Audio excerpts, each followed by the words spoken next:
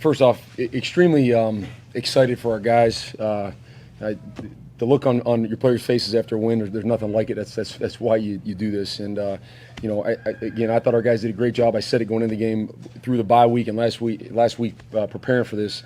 They've done a great job with it. We demand a lot of them, and they always respond. So they've prepared the right way, and I thought that we played a complete game in the second half. I do not feel that was the case to start out on defense. You got to give credit to Mercer. They are a really good football team. They're going to make some noise in the playoff in their level, and that offense, that quarterback, they do a great job. They had all the numbers going into it, and we knew that going into it. But I think there were some things we needed to do better and clean up. Credit to our guys. We challenged them, and they did respond. And obviously, the shutout in the second half. And I thought we played much better defense through it, and played a complete game in all three phases in the second half. So I'm very happy about it. So Ferg, Darryl, Caleb, start us.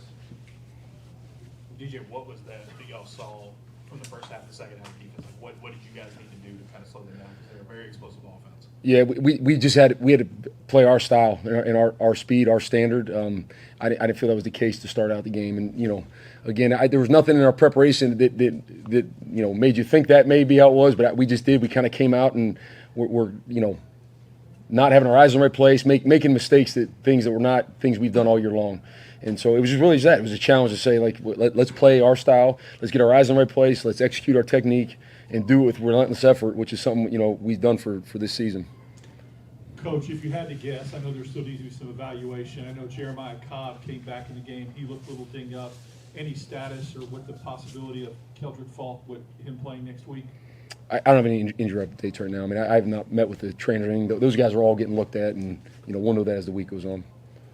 DJ, I wanted to ask about Brian Batiste making the appearance today and walking out on senior day. Just how special was that to see him walk out there and get the reaction of the crowd? Yeah, I mean, pretty incredible. I think the reaction of the crowd says it all. I think the look on his face says it all. Just you tell these guys all the time, right? It's a lesson in life, right? You never know. Things change on a dime, and make the most of your opportunities and never take anything for granted. Have an attitude of gratitude, all of those things, and to see him walking and come out there and be able to do that on his own was really, really cool.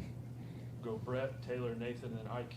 Coach Deuce obviously had a good day running and throwing the football. He did. But had a comfort zone with Malcolm Simmons early. He kind of had maybe a career day today with yardage and had a big touchdown catch there in the second half. Talk about Malcolm and the way he played today. Yeah, I thought Malcolm did tremendous. I mean, on some of the scrambles, coming back to the ball, like being a big-time receiver, adjusting his route and coming back to the ball and getting open for Deuce. And I thought, that whole receiving group did a great job for him, and Deuce delivered the ball. The best part was Deuce was making the right decisions and delivering the ball where it was supposed to go. Even there's a couple of those plays where it wasn't quite how it was designed, but he just went and made a play, and that's what we've seen from Deuce in practice and know he's capable of. It was really cool to watch him go do it, in a game atmosphere, and that guy's got some great football ahead of him.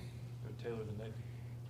In between drives, it looked like Ashton Daniels was one of the first guys on the field congratulating or encouraging his teammates. How would you describe him as a teammate? Yeah, he's outstanding. He checks all the boxes. He's a tremendous leader. He cares about his teammates. It's about them more than him in every circumstance. Even in the most recent circumstance of the decision of to play in this game or not, it was always about what's best for the team, from Ashton and his family. And you can't have enough guys like that around. And you could see the guys respond to him very well.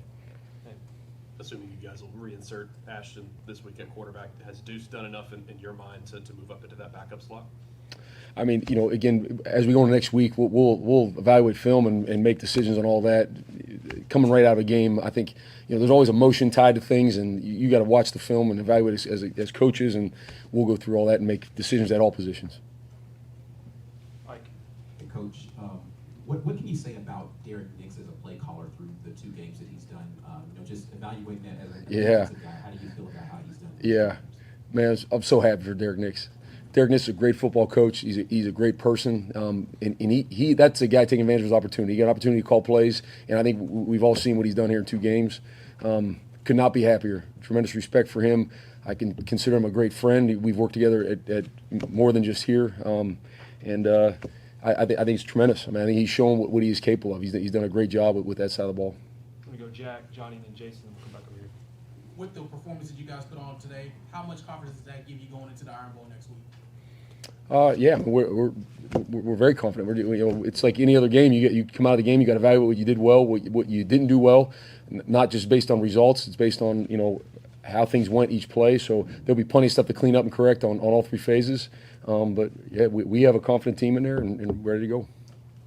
Jack just touched on it briefly there, but the opportunity next week to play Alabama in the Iron Bowl in this stadium, just how much are you looking forward to doing that as the head coach of this team?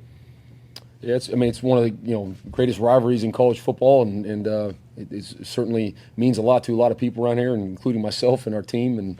And so I think credit to our guys it was really a task and a struggle to say, okay, we're going to focus on this game, and I thought they did a great job of that. Now, obviously, this game is over, and our full focus goes to that. DJ, when you look at these, obviously you don't get a ton of snaps as a third quarterback during the year. What impressed you the most about what he was able to do these last 2 weeks to get ready for a game like today? Yeah, I mean, he's got that, just how he handles himself and carries himself, and he has the demeanor to just be a great quarterback. And nothing's ever too big. When I met with him about, hey, this is how we're going to do this, it was like, okay. When I told him he's going to be the starter, it was kind of like, okay, yeah, like he doesn't really get up and down. So a bad play doesn't tank him, a great play doesn't drive him off the rails. He just kind of stays steady. And I think that's a trait of a great player, and especially a great quarterback, because you got to be that way, right? You got to be that way. You got to go to the next play. And so I think Deuce has that quality about him. It's pretty unique. Go Ferg, Jerry, then Daryl. Elijah making that pick six, a heck of a play to get it, and then to run it back. Just how impressed you've been with him, his growth from kind of the beginning now as that freshman linebacker. Yeah, I mean, to play in this conference as a freshman is not an easy thing, and that probably goes without saying. But then to play as a freshman at middle linebacker is pretty incredible, because not only the physicality of it and having the understanding with the D-line and the coverage behind you, you're involved in all that. You got to know what's going on and really digest the defense. But you're the quarterback out there. He's wearing the green dot, and I'm talking to him on the field. And so he's communicating that to the rest of the defense. And for him to play at the level he's played really all year long, he's done a great job for us, been consistent. And so, and then he goes make a big play like that. It's just awesome to see the look on his face. Coach, talk about maybe some of the things from an advantage standpoint, or things that you were able to capitalize on having the bye week that really helped you coming into this game. I mean, the biggest thing was to help get Deuce ready to go play. I mean, he took advantage of his opportunity. It was something we set out, back during the bye week, and so he and Jackson split those 1 reps, but he got a lot more reps, and he was more intentful with those reps. It was he understood the urgency that had to be shown, to be the quarterback out there. It's you got to have that, right? Everyone's looking to you, and they're waiting to hear from you what we're doing, what's going on, and if a guy's not getting lined up fast enough, it's your job to tell him. And so for him to go through all that, I think that benefited the most. But obviously, we really focused on a lot of things in the bye week of just being very individualized in terms of what do we need to get better at. And I know it's a bye week late in the year, but like I told the team, we're building a championship team here.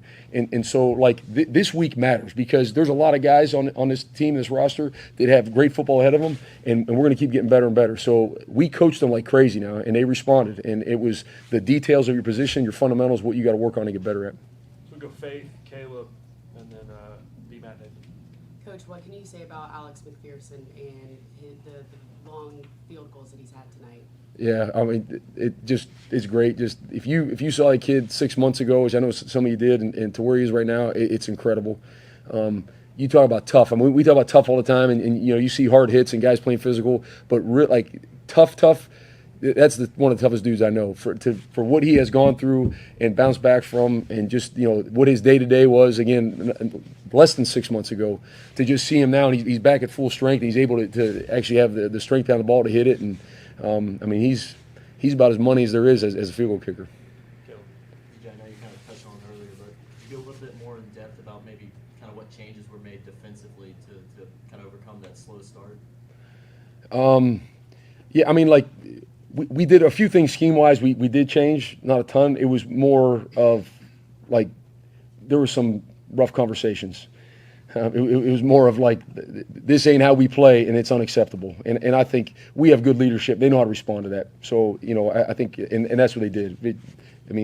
It was pretty apparent. We weren't playing at our speed, our style. They take nothing away from the opponent, because they do a really good job. That quarterback does a great job putting the ball where it needs to be. But it wasn't our pace, our style of how we play.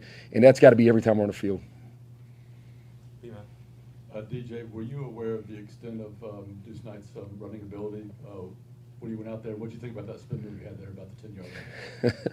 Yeah, I mean, I was, because I get to, coach defense against him at practice, and I know what he's capable of for sure. I just thought it was neat to watch him just go out and have fun. I mean, the end of the day, and we tell you guys all the time, like, we prepare like crazy and put the work in all week to go have fun on Saturday, and Deuce went out there and had fun.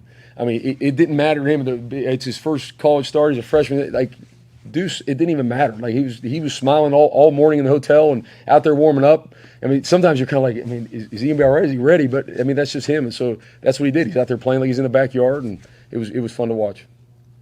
Nathan finishes. We saw at practice this week, Ashton spent a lot of time with Deuce, kind of coach him up. We saw that a lot today as well. How much do you credit him for helping him get ready these past couple weeks in practice? Yeah, I mean, Ashton did a great job. He's a leader. That's a leadership role, and definitely helped out. I think, you see how Deuce's teammates respond to him. I think they're, all those guys ride around and played well for him. And that's what we said going into it. It's not obviously all the story's gonna be about who the quarterback is and the starter, but really it's the team around him that has to rally around him and play well, go make plays and help him out, and they certainly did that. All right, thank you, Coach. All right, thank you.